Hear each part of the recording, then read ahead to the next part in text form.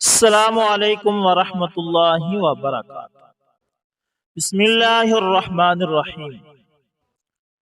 دوستو، رسول اللہ صلی اللہ علیہ وسلم نے حضرت عروہ بن مسعود رضی اللہ تعالی عنہ حضرت عیسیٰ شکل میں مشابہت والا فرمایا۔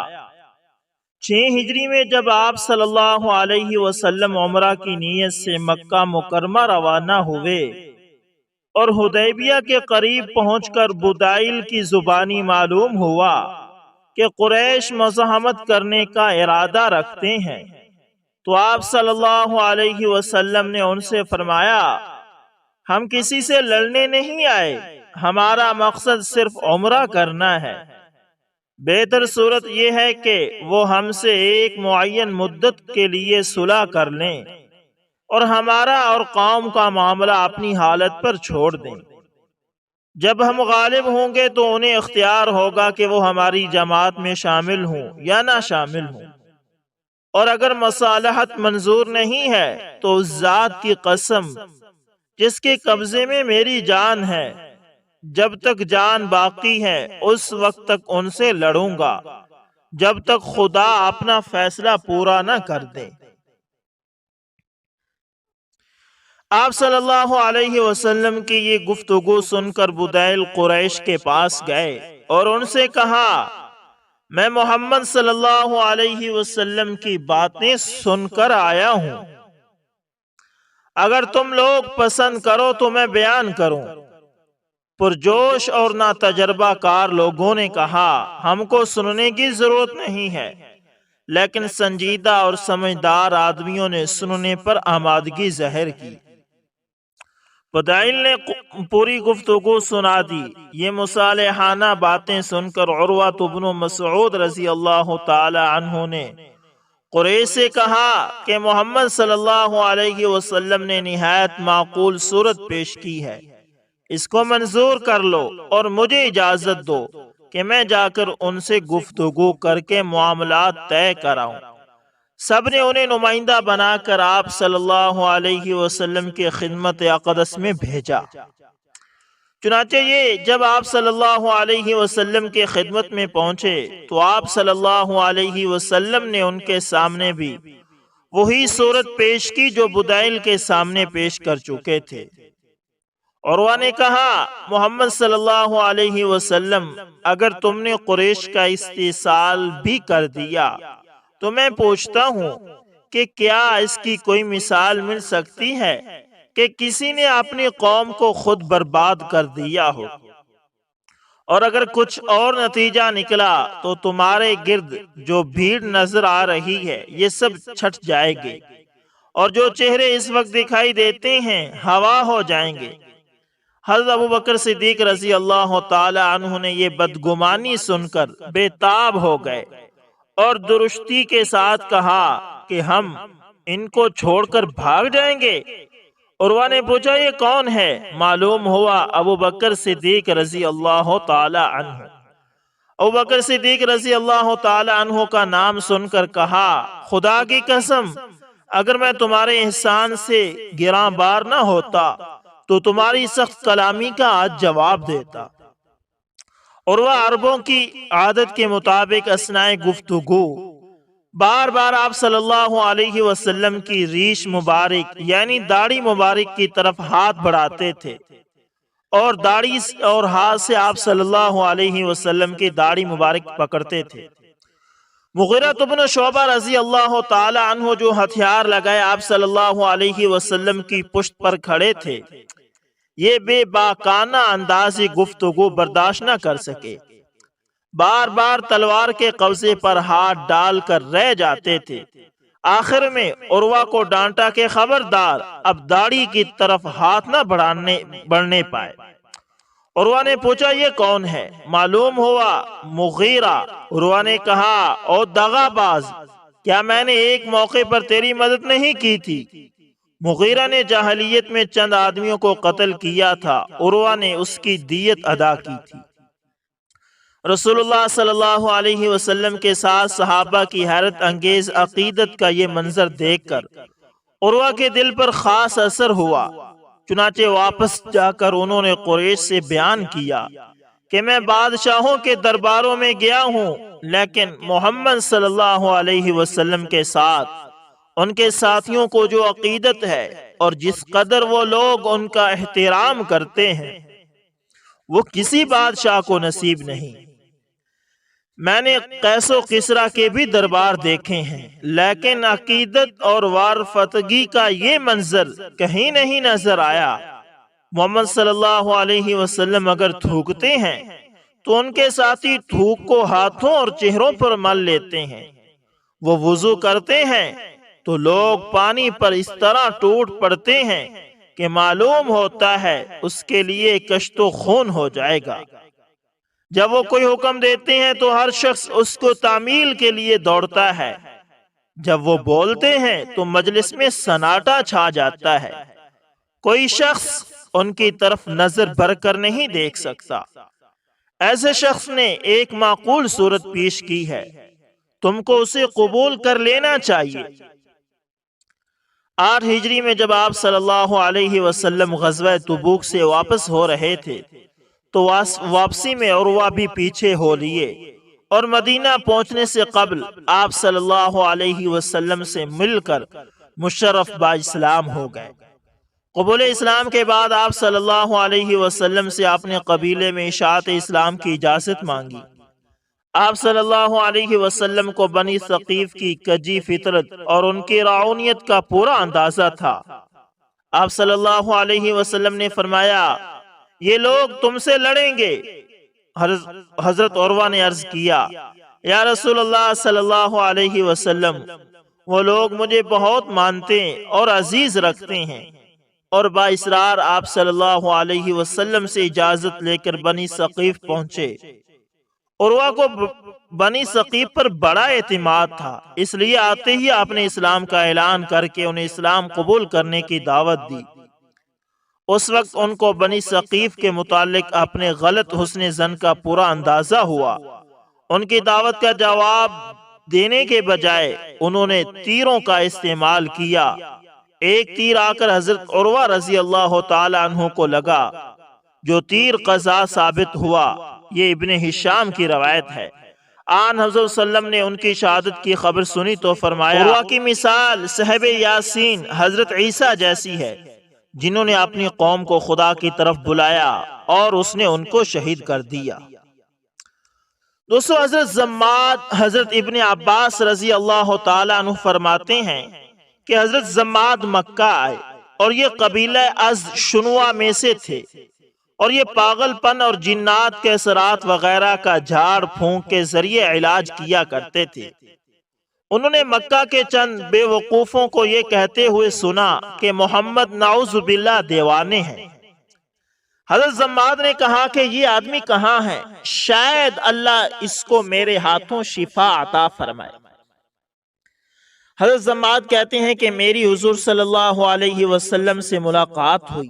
میں نے ان سے عرض کیا، میں ان خارجی اثرات کا جھاڑ پھونک سے علاج کرتا ہوں، اور اللہ جسے چاہے میرے ہاتھوں شفا عطا فرما دیتے ہیں، تو آؤ میں آپ کا بھی علاج کروں۔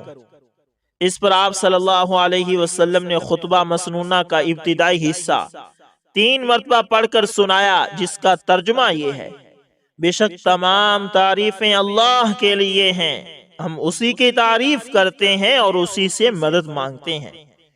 جس کو اللہ ہدایت دے دے اسے کوئی گمراہ نہیں کر سکتا، اور جسے وہ گمراہ کر دے اسے کوئی ہدایت نہیں دے سکتا۔ میں اس کی گواہی دیتا ہوں اور میں کہتا ہوں کہ اللہ کے سوا کوئی معبود نہیں اور اس کا کوئی شریک نہیں۔ حضرت زماد نے خطبہ سن کر کہا، اللہ کی قسم، میں نے کہنوں اور جادوگروں اور شاعروں کے کلام کو بہت سنا ہے، لیکن ان جیسے کلمات کبھی نہیں سنے۔ لائیے ہاتھ بڑھائیے، میں آپ سے اسلام پر بیعت ہوتا ہوں۔ چنانچہ ان کو حضور صلی اللہ علیہ وسلم نے بیعت فرما لیا اور ان سے فرمایا کہ یہ بیعت تمہاری قوم کے لیے بھی ہے۔ حضرت زماد نے عرض کیا، بہت اچھا، میری قوم کے لیے بھی ہے تو بہت اچھا۔ چنانچہ بعد میں حضور صلی اللہ علیہ وسلم نے ایک لشکر بھیجا جن کا حضرت زماد کی قوم پر گزر ہوا تو لشکر کے امیر نے ساتھیوں سے پوچھا کہ تم نے اس قوم کی کوئی چیز لی ہے؟ تو ایک آدمی نے کہا میں نے ان کا ایک لوٹا لیا ہے۔ تو امیر نے کہا وہ ان کو واپس کر دو کیونکہ یہ حضرت زماد کی قوم ہے۔ اور ایک روایت میں ہے کہ حضرت زماد نے حضور صلی اللہ علیہ وسلم سے عرض کیا کہ یہ کلمات آپ دوبارہ سنائیں کیونکہ کلمات بلاغت کے سمندر کی گہرائی کو پہنچنے والے ہیں۔ حضرت عبد الرحمن عدوی کہتے ہیں کہ حضرت زماد نے بیان فرمایا میں عمرہ کرنے کے لیے مکہ مکرمہ گیا۔ وہاں میں ایک مجلس میں بیٹھا جس میں ابو جہل اور عتبہ بن ربیعہ اور امی بن خلف تھے۔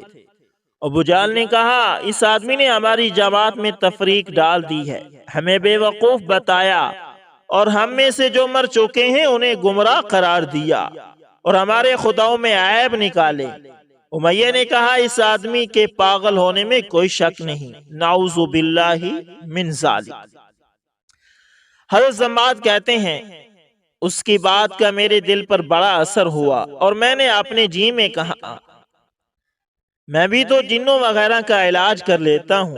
چنانچہ میں اس مجلس سے کھڑا ہوا اور حضور صلی اللہ علیہ وسلم کو تلاش کرنے لگا، لیکن آپ مجھے سارا دن کہیں نہ ملے، یہاں تک کہ اگلا دن آ گیا۔ اگلے دن پھر ڈھونڈنے نکلا تو مجھے آپ مقام ابراہیم کے پیچھے نماز پڑھتے ہوئے مل گئے۔ میں بیٹھ گیا۔ جب آپ نماز سے فارغ ہو گئے تو میں آپ کے قریب آ کر بیٹھ گیا اور میں نے کہا اے ابن عبد المطلب، آپ نے میری طرف ہو کر فرمایا کیا چاہتے ہو؟ میں نے کہا میں جنوں وغیرہ کا علاج کر لیتا ہوں، اگر آپ پسند کریں تو آپ کا بھی علاج کر دوں اور آپ اپنی بیماری کو بڑا نہ سمجھیں، کیونکہ میں نے آپ سے بھی زیادہ سخت بیماروں کا علاج کیا تو وہ ٹھیک ہو گئے۔ میں آپ کی قوم کے پاس آ رہا ہوں، وہ آپ کے بارے میں چند بری خصلتوں کا تذکرہ کر رہے تھے کہ آپ ان کو بے وقوف بتاتے ہیں اور آپ نے ان کی جماعت میں تفریق ڈال دی ہے، اور ان میں سے جو مر چکے ہیں ان کو آپ گمراہ قرار دیتے ہیں اور ان کے خداؤں میں عیب نکالتے ہیں۔ تو میں نے اپنے دل میں سوچا کہ ایسے کام تو پاگل یا اسیب زدہ یعنی وہ شخص جس پر جادو کا اثر ہو وہی کر سکتا ہے۔ میری ساری باتیں سن کر حضور صلی اللہ علیہ وسلم نے مسنون خطبہ پڑھا جس کا ترجمہ یہ ہے بے شک تمام تعریفیں اللہ کے لیے ہیں، ہم اسی کی تعریف کرتے ہیں اور اسی سے مدد مانگتے ہیں۔ جس کو اللہ ہدایت دے دے اسے کوئی گمراہ نہیں کر سکتا اور جسے وہ گمراہ کر دے اسے کوئی ہدایت نہیں دے سکتا۔ میں اس کی گواہی دیتا ہوں کہ ایک اللہ کے سوا کوئی معبود نہیں اور اس کا کوئی شریک نہیں۔ حضرت زماد فرماتے ہیں میں نے حضور صلی اللہ علیہ وسلم سے اچھا کلام سنا اور ایسا کلام میں نے کبھی نہیں سنا۔ میں نے آپ سے اس خطبے کو دوبارہ پڑھنے کی گزارش کی، جس پر آپ نے دوبارہ خطبہ پڑھا۔ پھر میں نے کہا آپ کس چیز کی دعوت دیتے ہیں؟ آپ نے فرمایا میں اس بات کی دعوت دیتا ہوں کہ تم ایک اللہ پر ایمان لاؤ جس کا کوئی شریک نہیں ہے اور بتوں کی غلامی سے اپنے آپ کو آزاد کر لو اور اس بات کی گواہی دو کہ میں اللہ کا رسول ہوں۔ میں نے کہا اگر میں ایسا کروں تو مجھے کیا ملے گا؟ آپ صلی اللہ علیہ وسلم نے ارشاد فرمایا تمہیں جنت ملے گی۔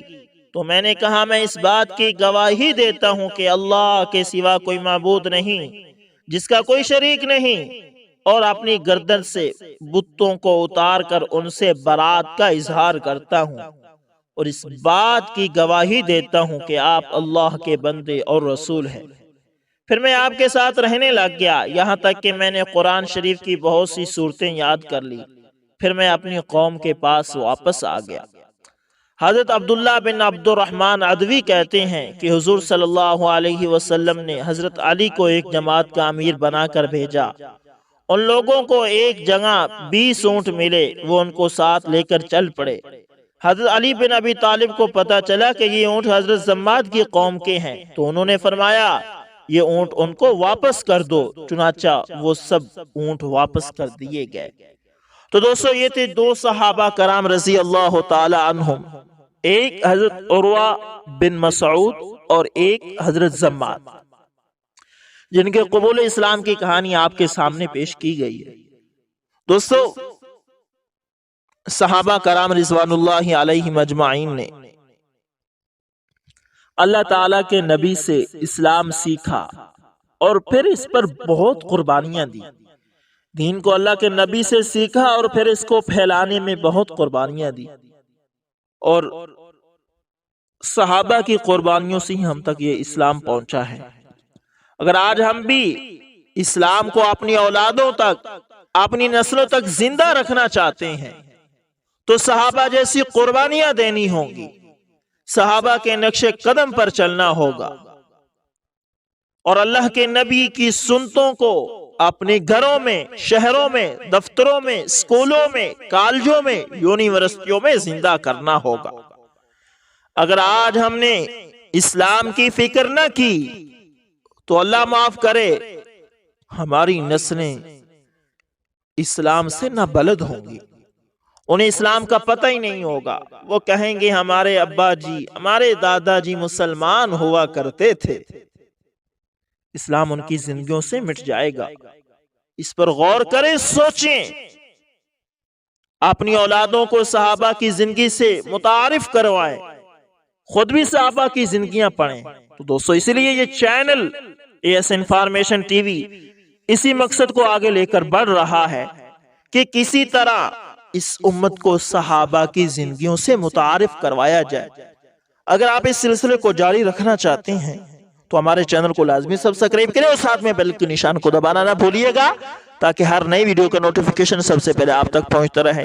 ملتے ہیں کسی نیکسٹ اچھی سی ویڈیو کے اندر دوستو، تب تک کے لیے اللہ حافظ۔